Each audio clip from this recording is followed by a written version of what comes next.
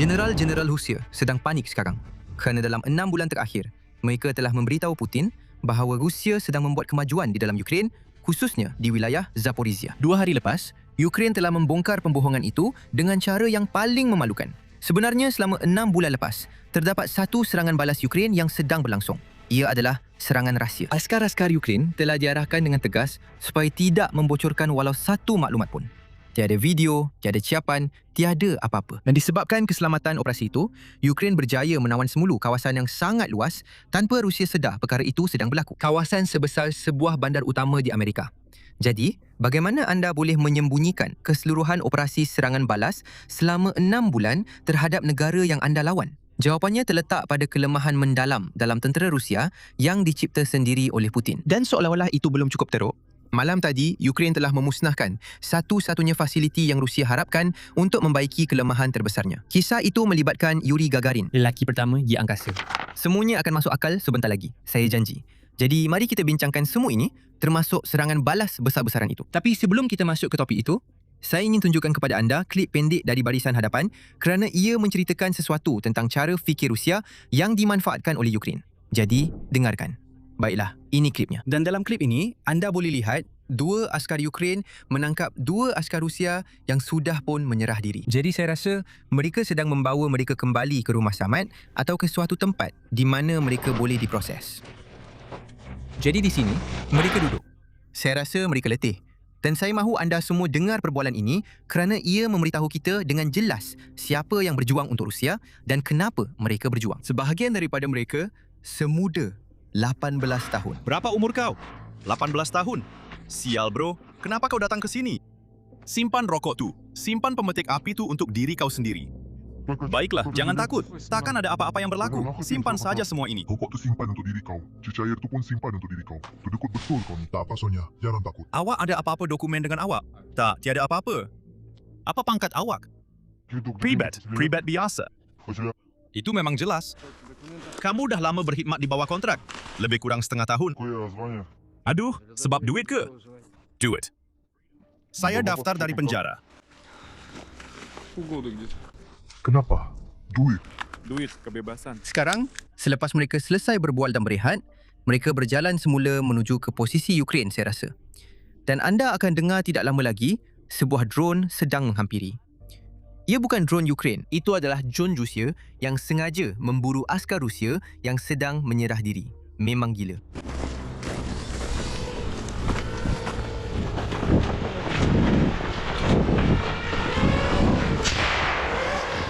Nasib baik dari apa yang saya lihat, drone itu telah ditembak jatuh dengan satu tembakan. Malangnya, ia tetap mencederakan salah seorang askar Rusia, lelaki berumur 50 tahun yang datang dari penjara. Dan selain itu, sekarang kedudukan mereka sudah terdedah. Mereka tidak boleh terus berada di kawasan yang sama kerana kemungkinan lebih banyak drone Rusia akan datang. Jadi, mereka terpaksa meninggalkan lelaki yang cedera itu yang kemungkinan besar meninggal dunia akibat kecederaannya. Kerana sukar untuk percaya bahawa orang Rusia yang cuba membunuhnya akan datang membantu, memandangkan mereka kini tahu bahawa dia sedang menyerah diri kepada pihak Ukraine. Dan ini memberitahu kita sesuatu yang unik tentang cara pemikiran orang Rusia dan bagaimana tentera mereka berperang dalam peperangan ini. Mereka tidak mahu sebarang maklumat negatif tersebar. Mereka tidak mahu askar Rusia menyerah diri dan mereka tidak mahu komander mereka tahu bahawa mereka sedang kehilangan kawasan. Dan itu penting kerana ia menerangkan kepada kita mengapa serangan balas Ukraine ini boleh berlaku. Jadi, mari kita bincangkan tentang itu. Ukraine baru sahaja mengambil semula lebih daripada 700 km persegi di tenggara negaranya dan tiada siapa yang menjangkakannya. Sekarang, untuk memberi perspektif, itu kira-kira separuh saiz Houston. Dan sebenarnya, ia hampir sama dengan saiz bandaraya New York untuk perbandingan yang lebih baik.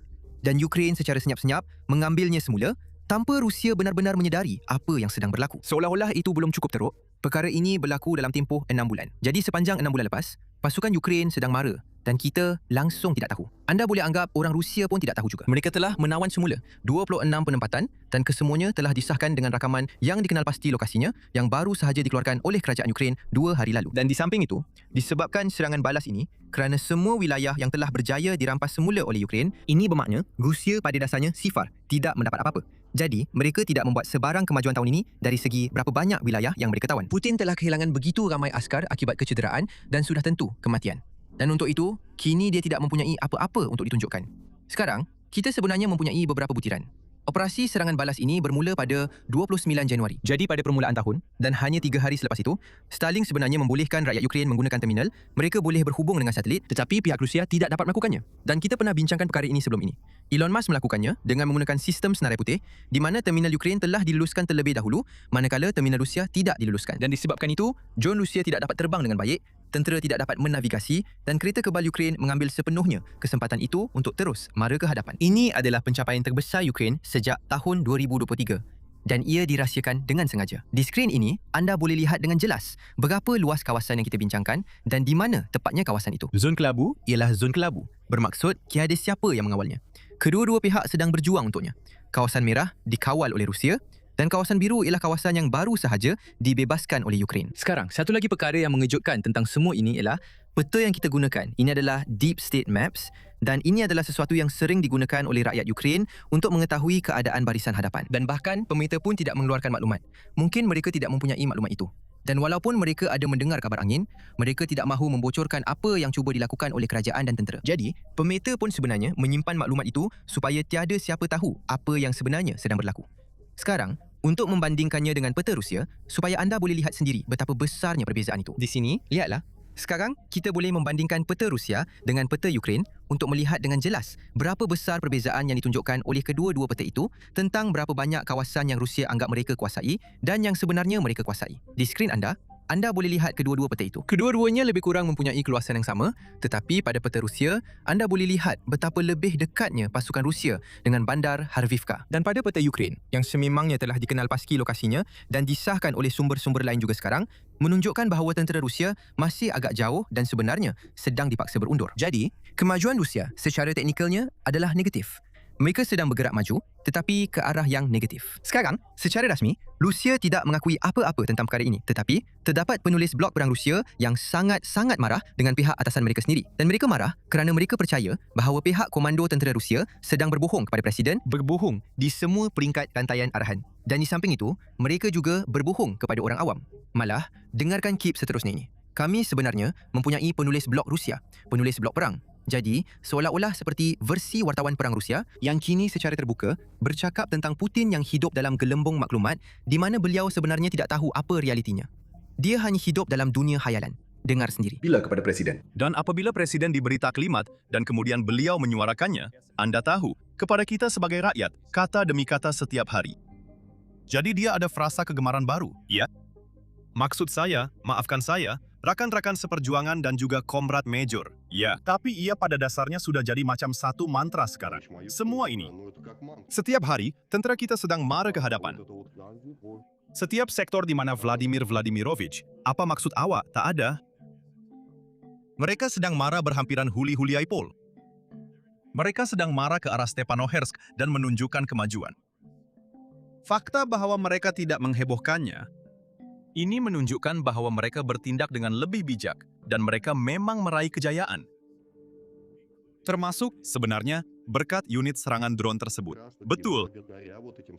Maksud saya rasa kita pernah bincangkan perkara ini. Anda boleh anggap bahwa ini dikatakan oleh Presiden juga untuk boleh dikatakan meyakinkan orang ramai. Tapi saya takut. Lihat, saya pun takut bahwa mereka sendiri sudah mula mempercayainya. Itulah sebenarnya masalahnya.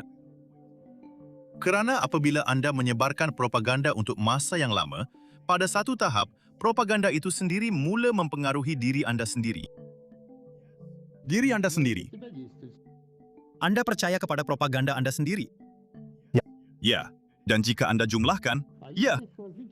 Dan adakah ini membawa risiko? Saya ingin Anda jelaskan apakah risiko yang dibawanya. Baik.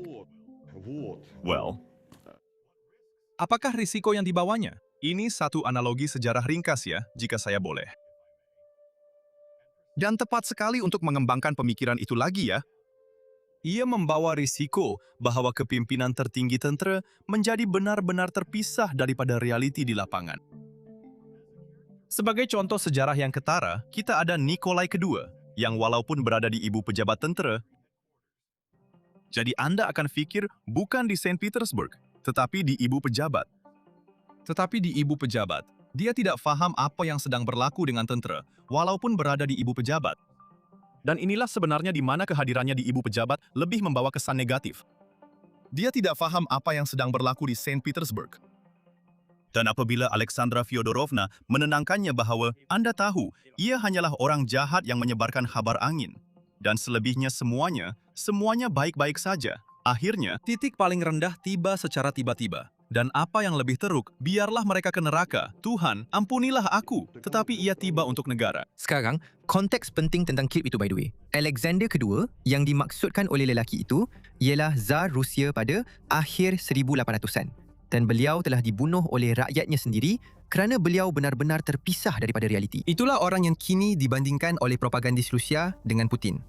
Agak jelas, anda tahu, agak jelas. Dan sudah tentu, kemudian kita ada propagandis lain yang secara tidak langsung mengakui apa yang sebenarnya berlaku di Barisan Harapan. Lihat kenyataan ini. Kecemasan. Tentera kita telah berundur sementara dari wilayah Dnipro-Petrovsk. Siapa yang patut dipersalahkan? Kami jawab, kepimpinan tidak cekap dari staf am kami dan secara langsung GV East iaitu Komando Wilayah. Sebabnya ialah, semua pasukan simpanan yang ada telah dipindahkan untuk pembebasan DPR. Tiada simpanan lain. Staf am dipersalahkan kerana ketidakupayaan mereka untuk menghimpunkan dan mengerahkan pasukan simpanan ke Barisan Timur akibat penurunan pengambilan askar kontrak baru. Dan kesalahan VG ialah ketidakupayaan mereka untuk bertahan kerana kekurangan pasukan simpanan. Sekarang, nanti dalam video ini, saya akan huraikan dengan tepat bagaimana Ukraine melancarkan serangan balas ini dan mengapa pihak atasan Rusia tidak menghantar bala bantuan kerana terdapat banyak permainan minda yang rumit antara pihak komando Ukraine dan pihak komando Rusia. Tapi sekali lagi, ia agak teknikal. Jadi saya akan simpan untuk kemudian dalam video ini. Sekarang, adakah anda perasan komen pertama dalam kenyataan ini di mana dia berkata, tentera kita telah berundur sementara dari wilayah Dnipro-Petrovsk. Ini adalah alasan klasik Rusia. Setiap kali Rusia dipaksa berundur, ia sentiasa dipanggil pengunduran strategik. Kami cuma sedang menyusun semula pasukan. Dan setiap kali Rusia mara ke hadapan, ia digambarkan sebagai tentera terhebat di dunia. Sekarang, ini sebenarnya telah membawa kepada salah satu meme paling lucu dalam keseluruhan perang ini. Dan anda semua tahu peraturan dengan meme. Jika anda menikmatinya, anda mesti tekan butang langgan di bawah. Dan biar saya beritahu anda pasti akan suka yang ini kerana ini adalah kegemaran saya. Jadi pastikan anda tekan butang langgan. Jika anda sudah melanggan, tekan sahaja butang suka. Jadi inilah meme tersebut. Dan anda boleh lihat, setiap kali Ukraine membebaskan kawasan, Rusia mendakwa ia sebagai pengumpulan semula taktikal atau pengunduran strategik atau hanya cuaca buruk. Dan setiap kali mereka mendapat sedikit keuntungan, ia dianggap sebagai kekalahan besar untuk empayar NATO global dan empayar Amerika global. Itulah meme Rusia. Dan mungkin itulah perkara paling lucu yang keluar dari perang ini selain daripada operasi ketenteraan khas 3 hari. Tetapi, walau bagaimanapun, mari kita teruskan liputan kita. Setiap kali Rusia menghadapi kesukaran di Barisan Hadapan, mereka melakukan perkara yang sama. Mereka menggunakan taktik lama yang sama, iaitu mengancam dan menyerang orang awam Ukraine. Ini adalah cerita yang sama yang telah kita liputi sebelum ini dan perkara yang sama sedang dilakukan oleh Rusia sekali lagi. Ini adalah apa yang dipaparkan oleh Kementerian Pertahanan Rusia di saluran Telegram rasmi mereka. Kapsion itu berbunyi, pada musim sejuk, anda akan membeku dan sudah tentu anda semua boleh lihat gambarnya. Kita dapat lihat beberapa drone syahid dalam gambar itu dan kapsion Rusia pada gambar itu berbunyi, seperti salji di atas kepala anda. Pada dasarnya, satu mesej yang tidak begitu tersembunyi bahawa mereka akan mula menyerang infrastruktur tenaga Ukraine untuk memaksa penduduk Ukraine menghadapi musim sejuk yang gelap dan sejuk. Secara terbuka, mengancam melakukan jenayah perang terhadap orang awam dari saluran rasmi kerajaan sebagai makluman. Ini adalah tindakan yang sangat menyedihkan dan menjijikkan sehingga orang Rusia sendiri mula mempersoalkan kenapa kerajaan Rusia melakukannya. Di sini, kita ada seorang propagandis Rusia bernama Zorozov. Saya rasa itu cara sebutan namanya. Secara terbuka, bertanya di saluran Rusia, kenapa mereka melakukan perkara ini?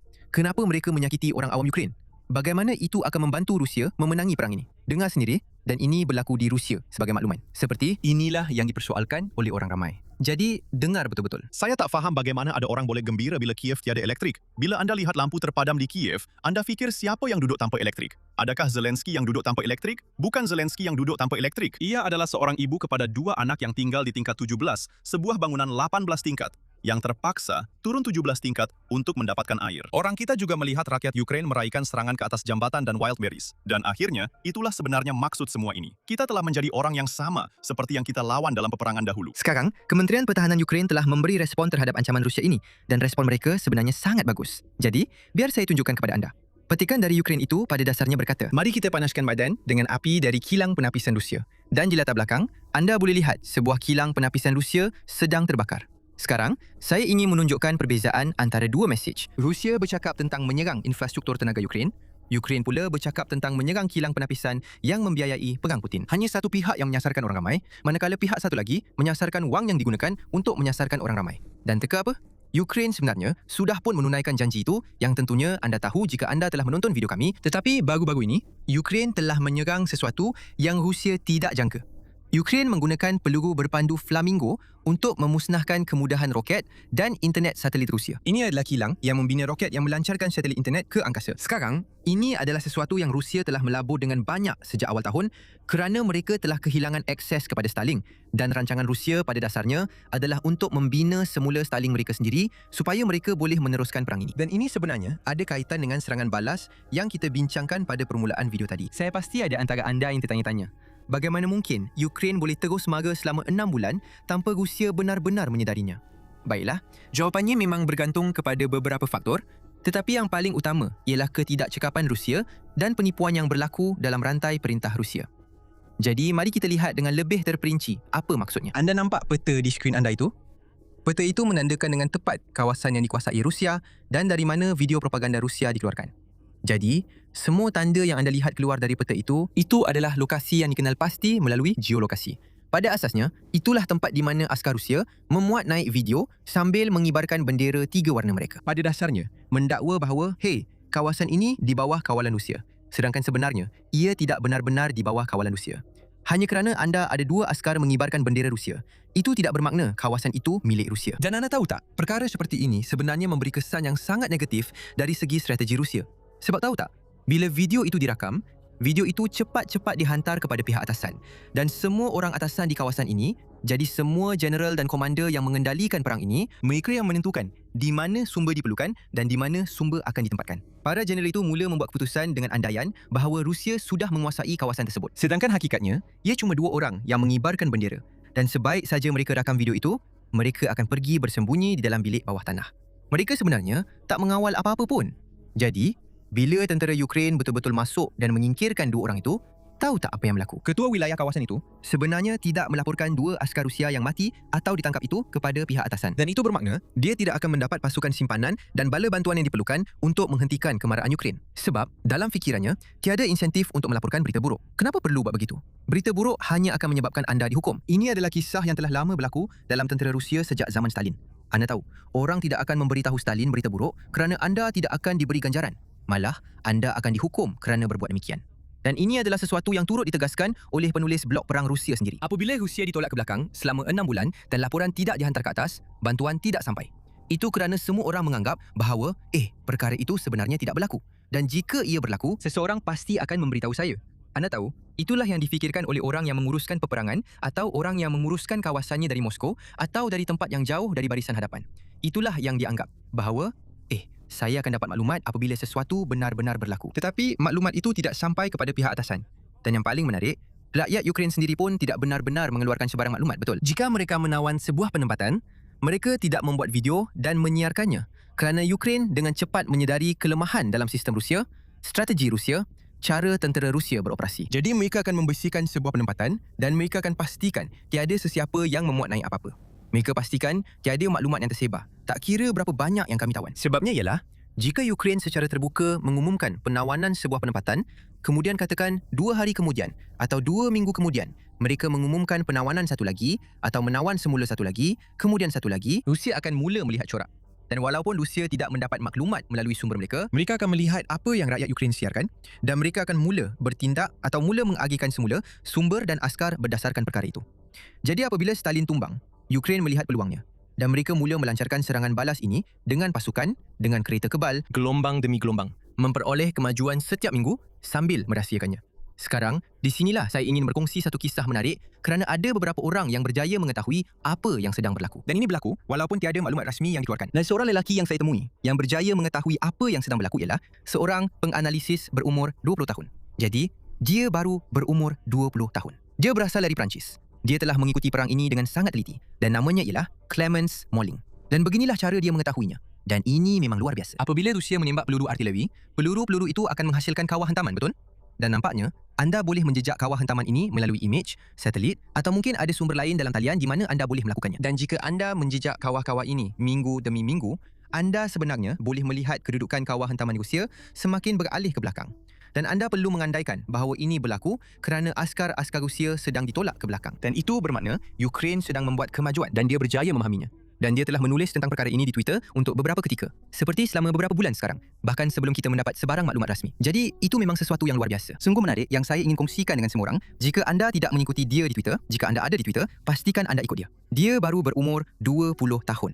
Bukankah itu luar biasa? Jadi, secara keseluruhan, taktik berdiam diri itu memang berkesan. Rusia terperangkap dengan sistemnya sendiri. Dan sekarang, para penulis blog Rusia sedang mengecam pihak komando tentera mereka sendiri kerana menipu Putin, kerana menipu orang ramai dan mungkin juga menipu diri sendiri. Sebab anda tahu, kadang-kadang, bila kita terlalu banyak menipu, kita sendiri mula percaya. Saya benar-benar rasa itulah yang sedang berlaku kepada komander Rusia. Dengar klip ini. Oleh itu, Komrad Komander, berhenti cakap karut. Berhenti. Inilah harga kehidupan hebat kita. Kehidupan adalah perkara paling berharga di dunia. Dan mereka ini, 3 hari di wilayah Kursk. 3 hari dan kita akan terbang ke Kiev dan hancurkan ia. Medvedchuk cakap kosong. Curi duit, masuk poket sendiri. Macam itulah kawan-kawan. Semuanya tipu belaka. Tanpa menghormati musuh, memang tak ada cara langsung untuk masuk ke medan perang. Shoigu, apa cerita ni? Dia beritahu presiden tentang tentera pada 9 Mei.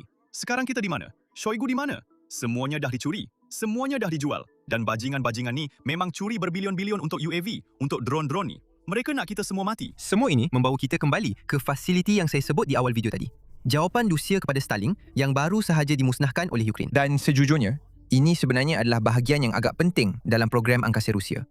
Dalam sekelip mata, peluru berpandu Flamingo buatan Ukraine telah sampai jauh ke kawasan utama aeroangkasa Rusia di Samara, 1,000 km dari wilayah yang dikuasai Ukraine, menyerang loji pembuatan roket RCC Progress, salah satu fasiliti terpenting dalam keseluruhan industri angkasa Rusia. Sebuah fasiliti utama dan bersejarah yang telah beroperasi lebih 6 dekad malah pernah menghasilkan roket yang membawa Yuri Gagarin ke angkasa lepas.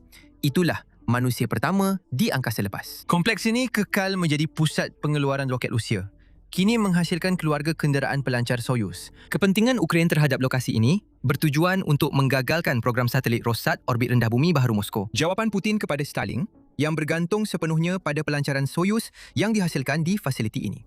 Sudah tentu, walaupun dengan ini, Rusia tidak akan dapat menggantikan Stalin. Saya tidak pasti jika ada syarikat yang mampu melakukannya. Starlink sudah mempunyai sekitar 10,000 satelit di orbit yang memang luar biasa. Rancangan Rusia mungkin adalah untuk meletakkan 50 atau 100 satelit di angkasa dan memfokuskan satelit-satelit itu ke Ukraine supaya mereka boleh mendapatkan maklumat hanya tentang barisan hadapan dan mereka boleh mengendalikan internet baharu mereka di barisan hadapan. Sekarang, saya tidak pasti sama ada secara teknikal perkara itu boleh dilakukan atau tidak. Tetapi saya yakin saintis Rusia tahu apa yang mereka lakukan. Sebenarnya saya tidak tahu terlalu banyak tentang perkara ini. Tetapi sekarang nampaknya apa sahaja rancangan yang Vladimir Putin ada, ia tidak akan berjaya kerana mereka tidak mempunyai roket yang boleh menghantar satelit ke angkasa. Dan saya ragu Elon Musk ingin membantu Rusia. Walaupun kita lihat dia menafikan Ukraine kebenaran untuk menyerang dalam Rusia menggunakan Starlink dan sebagainya. Saya rasa mengikut sekatan, dia tidak boleh melancarkan satelit Rusia dengan roket Amerika. Dan nasib baik untuk kita, SpaceX ialah syarikat Amerika. Anda tahu, bahagian paling mengejutkan dalam cerita ini ialah Ukraine baru sahaja melancarkan serangan balas terbesar sejak 2023. Ia pada dasarnya menghapuskan semua pencapaian yang Rusia capai tahun ini sambil kehilangan ratusan ribu askar. Tetapi tiada saluran media arus perdana yang benar-benar melaporkan perkara ini. Tidak kira dari pihak mana pun anda melihatnya. The New York Times tidak melaporkan berita ini. Sekurang-kurangnya, belum lagi. The Wall Street Journal juga tidak melaporkannya. Dan kemudian, sudah tentu, kita ada pihak satu lagi. Kita ada mesin propaganda Rusia yang membelanjakan berbilion dolar setiap tahun untuk menyebarkan pembohongan yang Putin mahu semua orang percayai. Inilah sebabnya kenapa kami lakukan apa yang kami lakukan untuk melaporkan kebenaran tentang keberanian rakyat Ukraine dan melawan propaganda Rusia. Sekarang, saya akui, kami tidak mempunyai berbilion dolar seperti Vladimir Putin. Tetapi, kami ada anda semua. Baru-baru ini, kami melancarkan Basics Insider. Ia adalah satu cara untuk anda menyokong kami dan mendapat liputan tambahan sebagai balasan. Anda boleh menjadi ahli sekarang dengan menekan butang sertai di bawah atau pergi ke basicsinsider.com. Sekarang, biar saya beritahu apa yang anda dapat jika menjadi ahli, kerana ini bukan sekadar amal. Jika anda menjadi ahli, anda akan mendapat video eksklusif yang kami muat naik setiap hari dan tidak dipaparkan di YouTube. Kami mendalami cerita yang kami liputi, meluangkan lebih banyak masa pada butiran yang tidak dapat dimasukkan dalam video-video tersebut. Dan sudah tentu, yang paling menarik, kami menjemput veteran tentera berpengalaman seperti Chakfa untuk mengupas rakaman barisan hadapan, menjelaskan apa yang sebenarnya berlaku dan memisahkan fakta daripada propaganda. Ia benar-benar liputan kami yang tidak ditapis dan diperluaskan untuk mereka yang ingin memahami konflik-konflik ini lebih daripada sekadar tajuk utama. Dan sudah tentu, saya akan jujur, keahlian anda juga sangat membantu kami. Hakikatnya, algoritma YouTube sentiasa berubah. Pendapatan iklan naik satu hari dan turun pada hari berikutnya. Video-video disyorkan minggu ini dan mungkin tidak akan disyorkan minggu depan kerana sesuatu yang kami katakan. Itulah sebabnya, membina komuniti ahli bermakna kami boleh terus menghasilkan liputan bebas tanpa bergantung sepenuhnya kepada algoritma yang maha berkuasa. Jadi, jika anda mahukan analisis yang lebih mendalam sambil membantu kami meneruskan kerja ini, anda boleh menjadi ahli dengan menekan butang sertai di bawah atau dengan pergi ke Basics Insider. Kami sangat mengalu-alukan kehadiran anda. Dan yang paling menarik, berikut adalah segmen daripada video eksklusif kami di mana Chuck Fa sedang membuat analisis tetap beliau. Sila dengarkan. Ini adalah mesingan robot itu. Wow, okey. Ya, saya tak dapat. Ya, banyak sangat perkara baru dalam ini. Untuk kali pertama juga. Wow, bro. Sungguh mengecewakan. Saya dah mula berfikir. Okey, mereka ada mesingan M2 kaliber 50 yang sebenarnya sudah lebih 100 tahun. Reka bentuknya pun sudah lebih 100 tahun. Amerika Syarikat tak ubah apa-apa pun. Mereka ada pelindung laras baru, tapi bahagian dalam senjata ni sama saja. Kaliber 50, maksudnya ia menembak peluru yang setengah inci lebar. Ia boleh menembak sejauh 1000 ela. Dan saya tak tahu apa yang mereka akan pasang. Tapi kalau anda ada 2 mesingan M2 kaliber 50, anda boleh robohkan sebuah bangunan. Jadi anda nampak semua asap naik di sini. Itu dari batu bata yang dipecahkan oleh peluru yang mungkin akan menembusi kedua-dua belah rumah. Baiklah, sekali lagi, ini adalah tembakan kaliber 50. Dan anda juga mendapat rakaman daripada drone yang sedang berlegar di luar. Dan, Adam, jadi sebahagian besar peperangan kini berlaku di bangunan ladang kecil seperti ini kerana pihak Rusia tidak lagi dapat menjalankan. Anda tahu, operasi manuver darat berskala besar. Mereka tidak boleh kerana Ukraine menerbangkan 15,000 drone setiap hari. Jadi mereka hantar 3 orang bodoh ke dalam, anda tahu, merangkak melalui ladang pada waktu malam. Dan kemudian mereka bersembunyi di dalam bangunan-bangunan ini pada waktu siang. Dan saya panggil mereka pejalan kaki dan bukan askar kerana orang-orang dalam bangunan ini, latihan mereka hanyalah ibu mereka membawa mereka ke pejabat perekrutan. Dia tak dibenarkan keluar. Mereka letakkan dia dalam bas. 2 minggu kemudian, dia berada di Ukraine. Betul? Dan kira-kira 10 hari selepas dia tiba di Ukraine, dia sudah berada dalam pertempuran. Apabila dia mula bertembung dengan tentera Ukraine, ini adalah kata-kata New York Times, bukan saya. Dia hanya mempunyai jangka hayat selama 23 minit. 23 minit. Jadi kita sedang melihat mereka ini selama 23 minit di sini. Dan mereka pun belum bertempur dengan orang Ukraine. Mereka sedang bertempur dengan 2 robot dan cukup banyak drone untuk merakamnya. Kau tahu, aku cuba bayangkan diri aku bertempur dalam situasi macam ni kan. Sepanjang kerjaya aku tak pernah diserang dari udara walaupun sekali. Tak pernah. Tapi diorang ni kena serang, kau tahu. Jadi kau boleh nampak, tengok jumlah kemusnahan kat sana. Itu semua debu batu bata, warna kelabu macam tu. Asap kelabu. Dan tengok apa yang tinggal, kau tahu. Tengok apa yang tinggal dari bangunan-bangunan tu. Jadi kita mungkin tak nampak Baba Yaga. Walaupun mereka jarang beroperasi pada waktu siang, tapi kau tahu, kadang-kadang mereka buat juga. Dan itu jelas sekali, kau tahu, letupan yang lebih besar yang meruntuhkan bangunan itu. Sekarang, percaya atau tidak, mereka mungkin masih hidup. Sebab kebanyakan tempat macam ni ada bilik bawah tanah, betul? Jadi mereka ni mungkin sebenarnya berjaya selamatkan diri dari semua ni. Tapi kita akan simpan birds tu, ya. Exactly. Ya, mereka dapat sedikit habuk dalam sup tu, memang pasti. Okay? Ini adalah drone tanpa komando. Ia sedang membawa beberapa orang awam ke tempat selamat. Ya, memang ada banyak tempat di barisan hadapan pertempuran dan banyak bandar yang terdedah yang anda tahu berada dalam kawasan konflik di mana orang ramai memang tidak mahu pergi. Dan anda tahu, kita boleh duduk di sini dan bertanya, kenapa mereka tidak pergi? Okey, itu adalah drone Rusia. Dan sudah tentu anda tahu, mereka telah menonjolkan lambang palang merah pada kenderaan ini, tetapi anda tahu, saya tidak pasti. Nanti kita akan lihat. Okey, anda tahu, bukan nak terlalu menekankan perkara ini. Tengok, nenek memang tak mahu tinggalkan satu-satunya rumah yang dia pernah kenal, betul? Apa faedahnya untuk dia? Dan akhirnya, kedudukan itu menjadi tidak dapat dipertahankan. Dan percayalah saya, orang Rusia tak peduli dia nenek kau, bro. Dia akan kena tikam dengan bayonet. Dan mereka akan rampas barang dia. Itulah hakikatnya. Jadi dia sedang dipindahkan ke sini, ditarik keluar. Kau boleh nampak keadaan jalan tu. Jelas sekali itu bom. Kita sedang tengok jambatan di atas gorong-gorong. Orang Rusia cuba letupkan jambatan tu. Tapi sekarang kau ada kenderaan yang jelas memaparkan palang merah. Tengok, aku tak peduli siapa kau.